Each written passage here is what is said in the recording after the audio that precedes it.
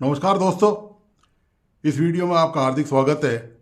दोस्तों, इस वीडियो को आखिर तक देखें और प्लीज़ इस यूट्यूब चैनल को लाइक सब्सक्राइब करना और बेल आइकॉन दबाना नहीं भूलें। दोस्तों, पिछले दिनों जम्मू कश्मीर में तो मामले हुए। दरअसल वैसे तो जम्मू कश्मीर चर्चा में रहता ही है। आप जानते हैं कि पाकिस्तान द्वारा जो आतंकी वहाँ भेजे जाते हैं और जिस तरह भारत की सेना के जवान या बीएसएफ के लोग उनको मार गिराते हैं, तो वो उसका जिक्र तो होता ही रहता है मीडिया में। लेकिन मैं इस मुद्दे पर आपका ध्यान इसलिए आकर्षित करना चाहता हूँ कि इसकी ज़्यादा चर्चा नहीं हुई है इस मुद्दे के लिए की, और ये बहुत ही महत्वपूर्ण और देश के लिहाज से भी और जानकारी के लिहाज से भी बहुत ही संवेदनशील और ज़रूरी मुद्दा समझता हूँ इसको। तो दोस्तों, दो घटनाएं हुई पिछले दिनों जम्मू कश्मीर में एनआईटी संस्थान है, नेशनल इंफॉर्मेशनल टेक्नोलॉजी का। वहाँ पर कुछ कश्मीरी छात्रों ने, जब भारत ऑस्ट्रेलिया का मैच हो रहा था तो उस समय पाकिस्तान जिंदाबाद के नारे लगाए, और इसके अलावा पाकिस्तान का झंडा भी वहाँ शायद लहराया गया, कुछ इस तरह की बात हुई। उन सब पर आतंकवाद अधिनियम के तहत मुकदमा दर्ज किया गया और कार्रवाई की गई और उनको सबको गिरफ्तार किया गया। गिरफ्तारी के मामले में वो तभी बच पाए, सारे स्टूडेंट, उनको पता चल गया कि ये बहुत ज़बरदस्त गलती उन्होंने की है, भारी गलती की है। सरकार का ये रवैया था कि ये चूंकि यूथ हैं, जवान हैं, तो इनका कैरियर तबाह नहीं हो। आप जानते हैं कि यदि आपसा लगा दिया गया, आतंकवाद जो अधिनियम लगा दिया गया, तो उसमें बहुत ज़बरदस्त सज़ा होती है और उसके बचना फिर बहुत मुश्किल काम है। उसमें ज़मानत नहीं होती है। तो सरकार ने वहाँ पर ये उदार रवैया दिखाया इनके युवाओं के हित को देखते हुए, और उन्होंने उनके पेरेंट्स से, माँ बाप से एक लिखित में आश्वासन ले लिया कि आगे से ये इस ऐसी गतिविधियों में, जो देश विरोधी गतिविधियाँ हैं, उसमें शामिल नहीं होंगे। और उसके बाद उनको जब वो लिख के दे दिया गया, तो उनकी वो एक्ट उन्होंने हटा लिया, जो आतंकवाद अधिनियम जो लगाया था वहाँ पर, वो उन्होंने हटा लिया। और उसके हटाने के बाद उनकी वहाँ से जमानत हो गई। तो ये तो एक रहा मामला। दूसरा, एक महत्वपूर्ण बात और मैं बता रहा हूँ आपको कि बीएसएफ के जो जम्मू कश्मीर में बॉर्डर पे आईजी हैं, उन्होंने, जो पुलिस महानिरीक्षक हैं, उन्होंने, इंस्पेक्टर जनरल, उन्होंने पाकिस्तान को सख्त लहजे में चेतावनी दी है, यदि पाकिस्तान अपनी हरकतों से बाज नहीं आया तो उसका मुंह तोड़ जवाब दिया जाएगा। आपको बताइए कि नवंबर में 2-3 घटनाएं हो चुकी हैं।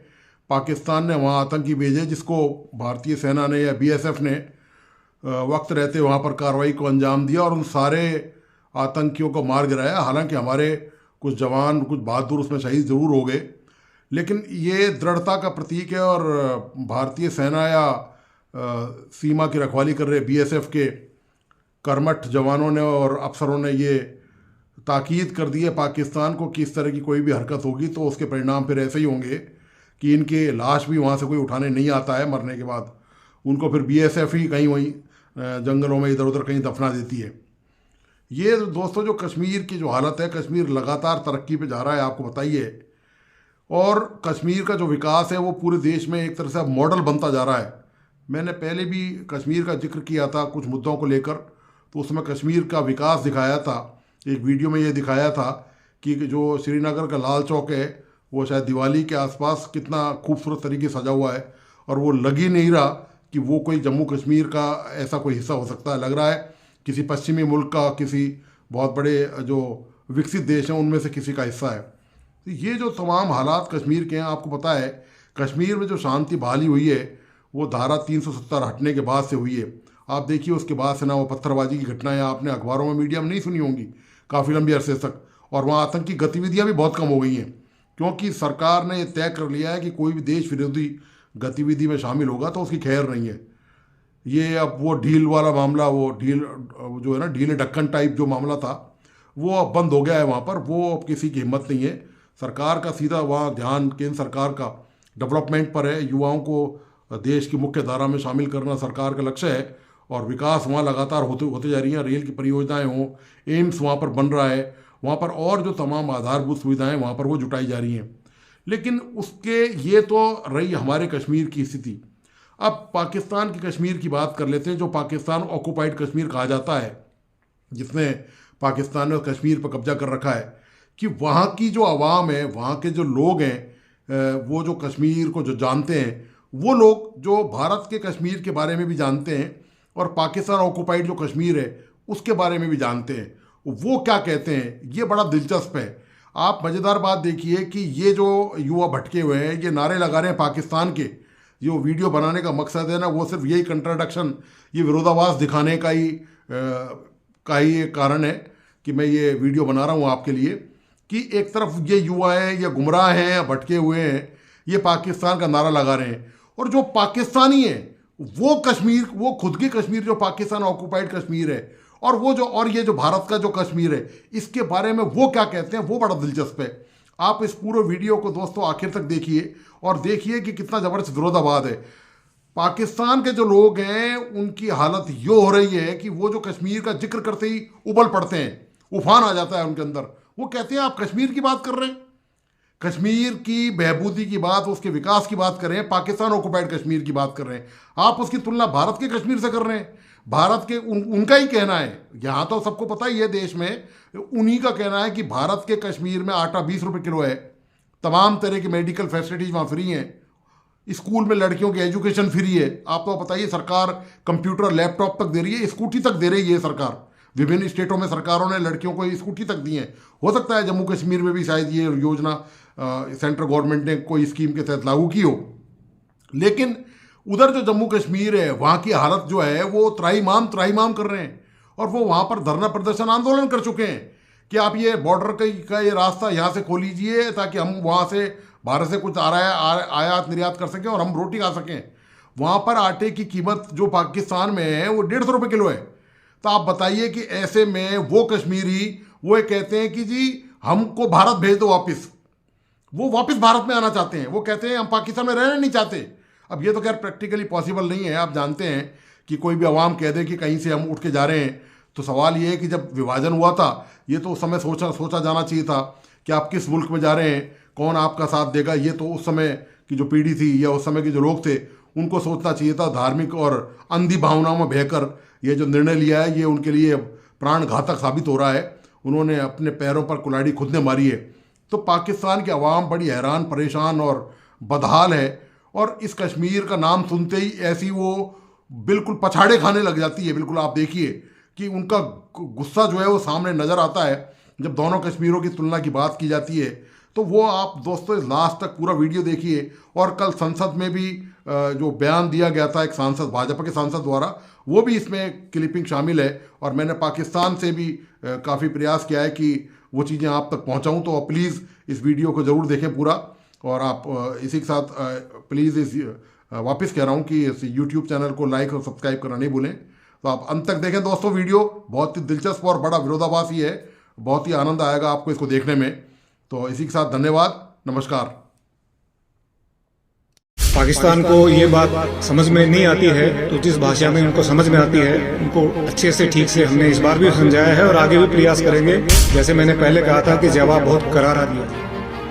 जो उनकी तरफ से ये कहा जा रहा है कि भाई नवंबर में 3 दफ़ा कश्मीर में सीज फायर की खिलाफ वर्जी की गई LOC पे, कौन कर रहा है ये? क्या हम कर रहे हैं? पाकिस्तान से अगर हो रहा है तो क्यों किया जा रहा है? भी मामला है, लेकिन एक लेट्स यार 84,000 मुरब्बा मील है पूरा कश्मीर, 84,000 मुरब्बा मील। आप खुद ही सोचें वहाँ पे आवाम कितनी होगी, कितने लोग होंगे, ठीक है। वहाँ के जो बच्चे होंगे, उनके स्कूल्स वगैरह, ठीक है, उनके जो सारी उनके जो फैसिलिटीज है, सब कुछ यार उनको देने के लिए बात ये है। वहाँ पे 20 रुपए किलो आटा ले रहे हैं और इधर आके वो 150 ले। भाई कभी नहीं आएंगे, कभी नहीं आएंगे। इंडियन डॉक्टर्स की वैसे भी पूरी दुनिया में डिमांड है, तो हमारे पाकिस्तान में रशिया जाके पढ़ते हैं, अमेरिका, कनाडा, इंग्लैंड जाकर पढ़ते हैं, डॉक्टर्स बनते हैं। तो ये हमें ज़्यादा फायदा नहीं होगा, इधर पास जाएंगे आराम से।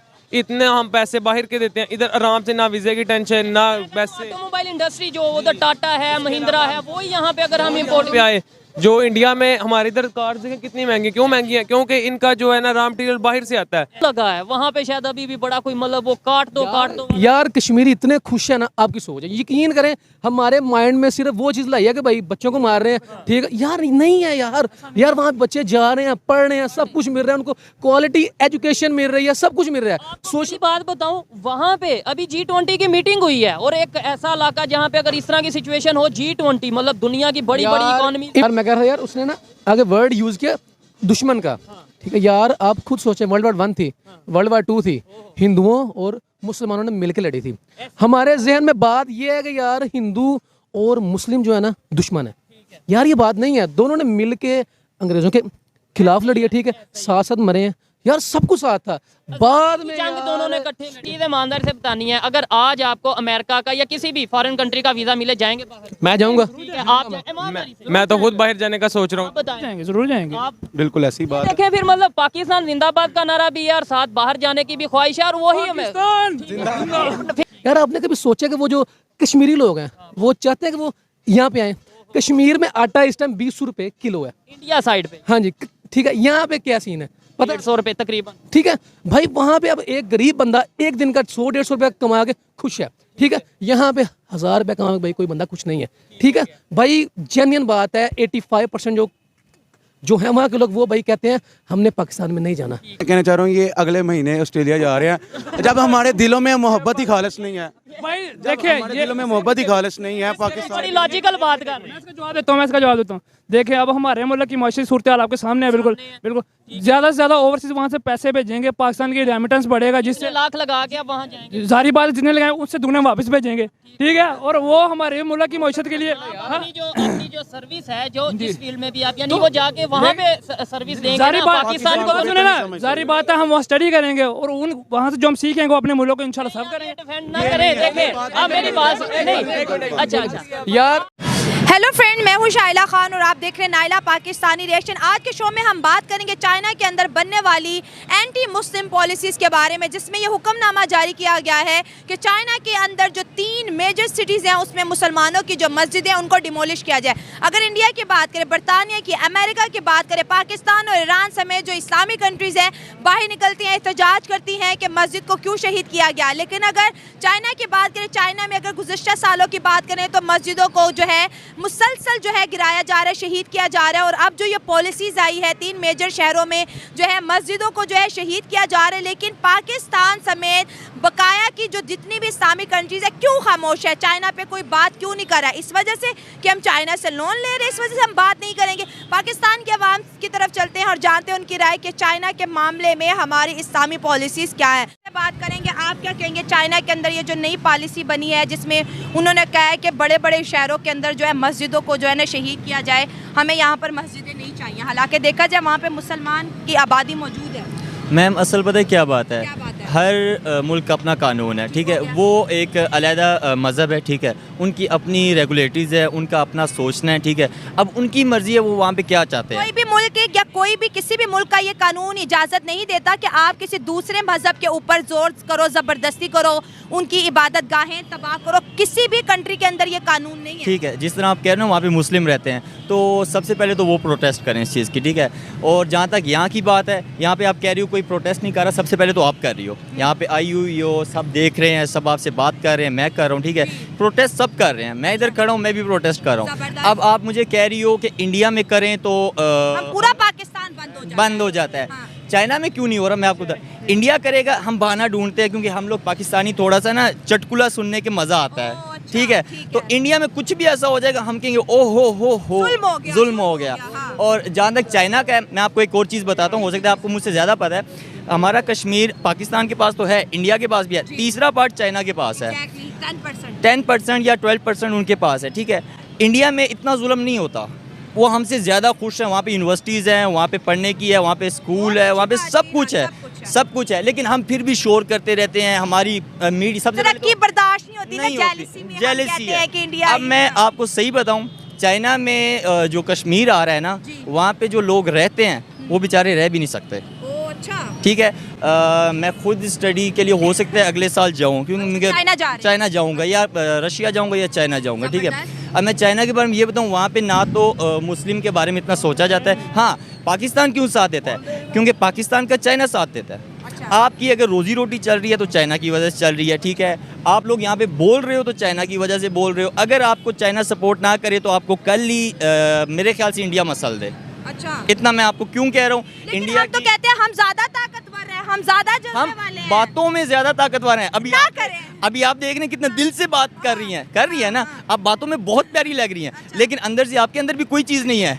मैं ये तो नहीं कहती मैं जंगे करूंगी ना। हाँ, कहता कोई भी नहीं है, हम सब कहते हैं। अब देखो ना, आप बात तो कर रही हो, बात करने वाला जंग सबसे पहले कर रहा है, अच्छा, ठीक है। मतलब ये है कि उकसाने वाले तो आप हो, उकसा रही हो ना। अब जंग के लिए मैं जानूं पहले किसने उकसाया? आपने, यानी जंग की शुरुआत ही आपने की। वो सोच से आइडियोलॉजी हम सिर्फ और सिर्फ बोल सकते हैं, ठीक है, और करेगा कोई और। अच्छा। क्योंकि हम कर नहीं सकते, हमारे पास ना इतनी फैसिलिटीज़ है, ना इतनी चीज़ें हैं, ठीक है, कि हम किसी का खास तौर चाइना का हम सोच के भी मुकाबला नहीं कर सकते। वो तो सुपर पावर है। सुपर पावर है आपकी। अगर देखा जाए इस टाइम अमेरिका के बारे में कहा जाता है, लेकिन अगर स्टैट्स देखे जाएं उनकी, अगर आप लोग सारी बातें छोड़े, कर्जा कितना दिया है चाइना ने, इसका ही अंदाजा मैडम आपका ये ना सोचो, आपका तो मुल्क ही चाइना के पैसों से चल रहा है।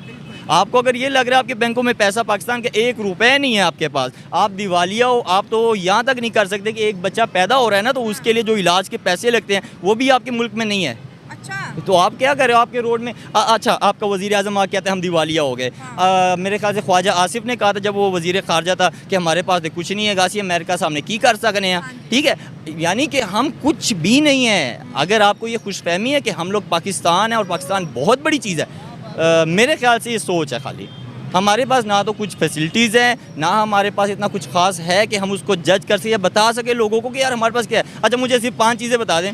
इधर खड़ी है पाकिस्तान में, आपकी पैदा भी इधर हुई है और आपकी उम्र तकरीबन 18-20 तो है। 18-20 सालों में मुझे सिर्फ ये 25-26 है। आप देखो ना, लड़की हो, मैं 30 तो नहीं कह सकता। अगर 18-20 कहूँगा तो आप कंफर्टेबल होगी मेरे साथ बात करने में, ठीक है। अब मुझे ये बताओ कि आपने इतने सालों में, मुझे सिर्फ 5 चीज़ अच्छी बता दो जो पाकिस्तान में है। ये तो बड़ा मुश्किल सवाल नहीं है, मुश्किल नहीं, बहुत इजी है, सिंपल आंसर है, नहीं है कुछ ऐसा। ना हमारे, देखो खूबसूरती बहुत है, लेकिन खूबसूरती के जाने के लिए हमारे पास रोड नहीं है, ठीक है। आज तक कश्मीर को डेवलप नहीं कर पाए, इतना टूरिस्ट आता है। कश्मीर को क्यों डेवलप करना है? पहले आप अपने पाकिस्तान को तो डेवलप कर लो। मैं फिर वो रो रहा हूँ कि पहले पाकिस्तान को देखो। चाइना में जो हो रहा है होने दो, मुसलमान खाली हम नहीं है, उधर फ़लस्तीन में जंग हो रही है, आपने क्या किया अभी तक? ना आप कर ही नहीं सकती यार। आप जो बोलने वाले बंदे हैं वो बात ही नहीं कर रहे, जिनके पास अथॉरिटीज है वो बोले। हम तो अपने चैनल के थ्रू आवाज उठा रहे हैं। आपने भी कहा देखो मैं खड़ा बात कर रहा हूँ, मैं भी अपनी तरफ से कोई कंट्रीब्यूट कर रहा हूँ, मैंने सवाल उठाया, मैं भी कंट्रीब्यूट। क्योंकि मुझे और आपको फंडिंग नहीं आ रही। अच्छा, मुझे और आपको फंडिंग है, अल्लाह की कसम खा के कहता हूँ नहीं बोलूंगा। अच्छा। मुझे आज फंडिंग करो, मैं नहीं बोलूंगा। हर बंदा अपनी मफाद के लिए, हर बंदा पाकिस्तान में मफाद चल रहा है। अगर आपको ये नजर आ रहा है कि इधर सारी बहुत अच्छे हैं, अल्लाह की कसम खा के कहता हूँ इधर जो खड़े मजमा है ना, दूसरा एक दूसरे से मुखलिस नहीं है। बात करेंगे, आप क्या कहेंगे चाइना के अंदर ये जो नई पॉलिसी बनी है जिसमें उन्होंने कहा है कि बड़े बड़े शहरों के अंदर जो है मस्जिदों को जो है ना शहीद किया जाए, हमें यहाँ पर मस्जिदें नहीं चाहिए, हालांकि देखा जाए वहाँ पे मुसलमान की आबादी मौजूद है।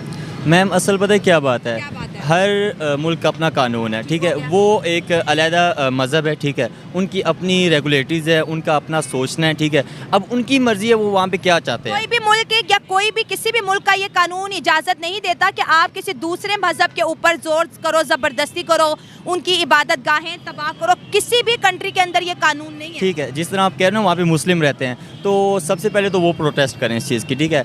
और जहाँ तक यहाँ की बात है, यहाँ पे आप कह रही हो कोई प्रोटेस्ट नहीं कर रहा, सबसे पहले तो आप कर रही हो, यहाँ पे आई हुई हो, सब देख रहे हैं, सब आपसे बात कर रहे हैं, मैं कर रहा हूँ, ठीक है, प्रोटेस्ट सब कर रहे हैं, मैं इधर खड़ा हूँ, मैं भी प्रोटेस्ट कर रहा हूँ। अब आप मुझे कह रही हो कि इंडिया में करें तो पूरा पाकिस्तान बंद हो जाता है। चाइना में क्यों नहीं हो रहा, मैं आपको इंडिया करेगा, हम बहाना ढूंढते हैं, क्योंकि हम लोग पाकिस्तानी थोड़ा सा ना चटकुला सुनने के मज़ा आता है, ठीक है।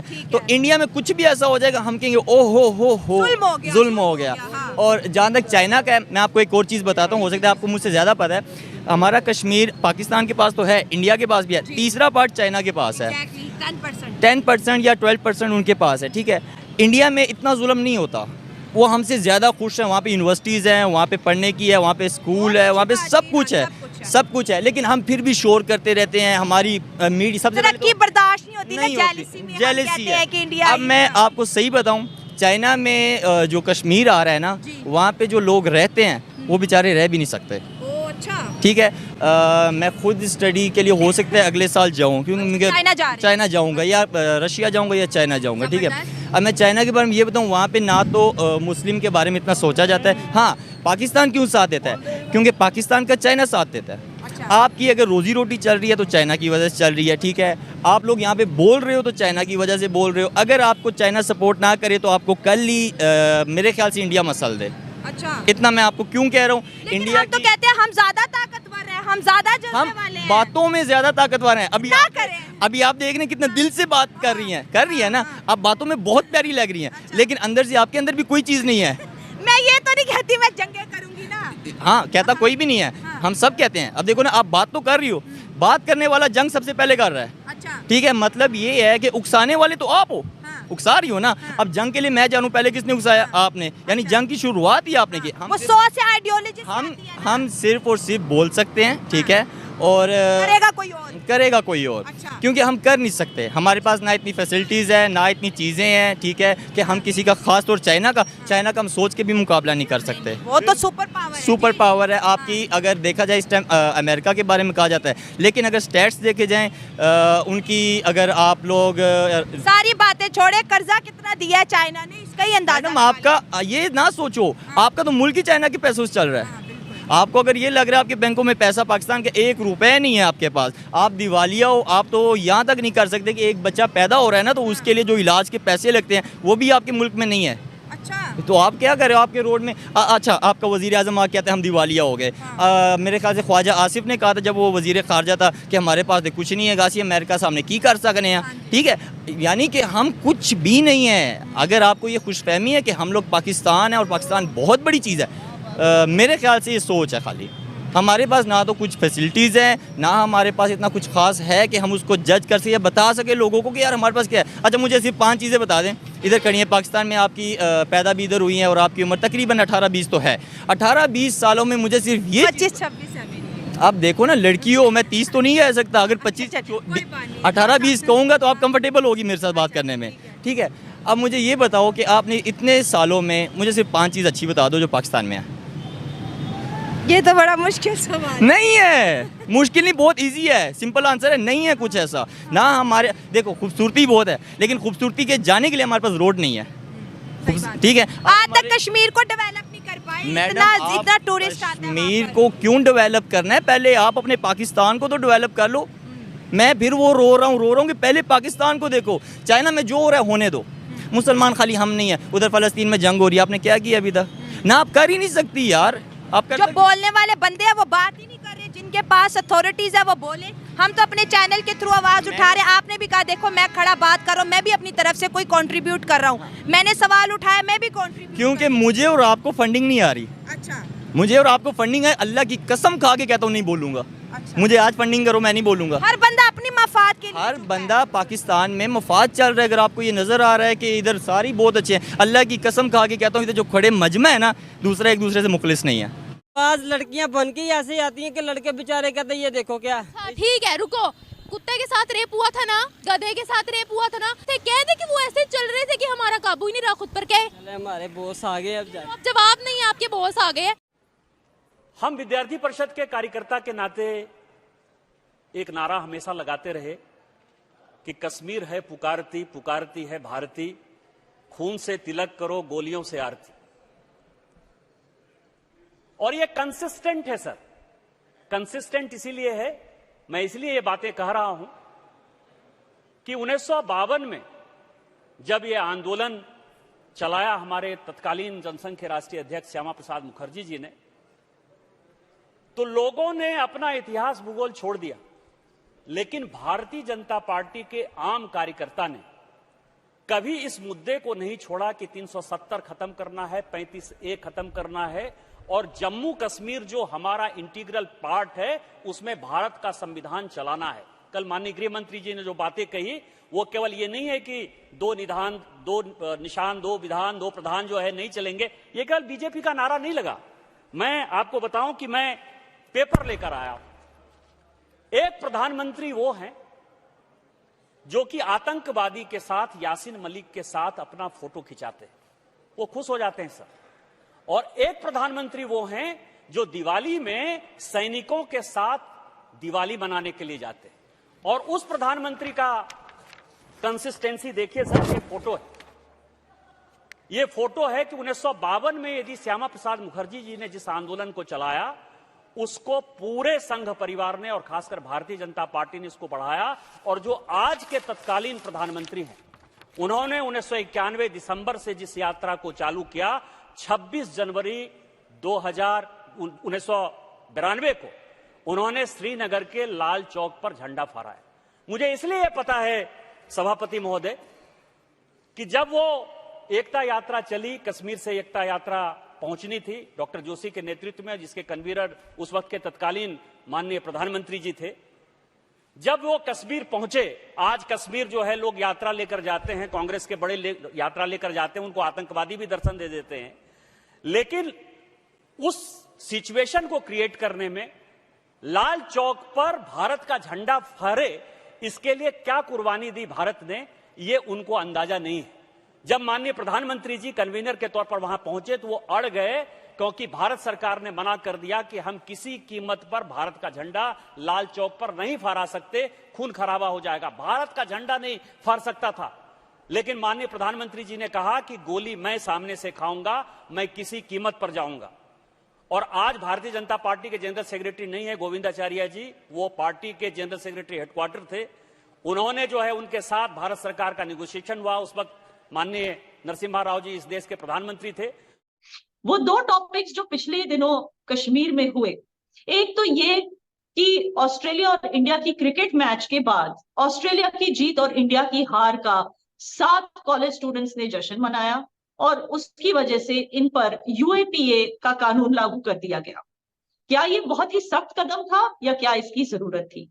और दूसरा जो मेरा टॉपिक है वो है एनआईटी श्रीनगर यूनिवर्सिटी में जो तालिबाओं ने प्रोटेस्ट किया। इन स्टूडेंट्स ने प्रोटेस्ट आखिर क्यों किया, ये क्या चाहते हैं और किस चीज से नाराज हैं, इन पर हम आज चर्चा करेंगे। मेरे साथ आज मिस्टर मुनीब राजा है इनका नाम, और ये एक जियोपॉलिटिकल और पॉलिटिकल एनालिस्ट हैं, कश्मीर से वाबस्तगी रखते हैं। वेलकम टू माय शो राजा साहब। Thank you Yana, it's a pleasure, thank you so much. तो जैसे कि आपने ऑलरेडी सुना राजा साहब, आपको क्या लगता है कि हम पहले उस ऑस्ट्रेलिया इंडिया मैच की बात करते हैं। उन 7 स्टूडेंट्स ने, जाहिर सी बात है, कई लोगों का दिल तोड़ दिया ऐसे करके। तो अगर आप इसको देखोगे कि इंडिया ऑस्ट्रेलिया मैच का जो इशू है, जो यूएपीए लगा, इट इज नॉट कि यूएपीए इसलिए लगा कि वो ऑस्ट्रेलिया के लिए चीयर कर रहे थे।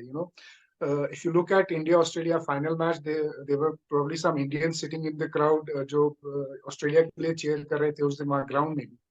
The issue was the sloganeering of for Pakistan after the match, जो पाकिस्तान के लिए उन्होंने sloganeering की और जो उन्होंने threaten किया कि you will be dealt with very sternly और आपको जान का खतरा है। 7 कॉलेज के छात्राओं ने किसको थ्रेटन किया एग्जैक्टली? The fellow students जो वहां पर थे, जो इंडिया को सपोर्ट कर रहे थे। So there was 2 groups basically, दो ग्रुप थे स्टूडेंट्स। तो एक ग्रुप ने उसमें जो है वो प्रो पाकिस्तानी स्लोगनेरिंग भी की है और थ्रेटनिंग भी की है।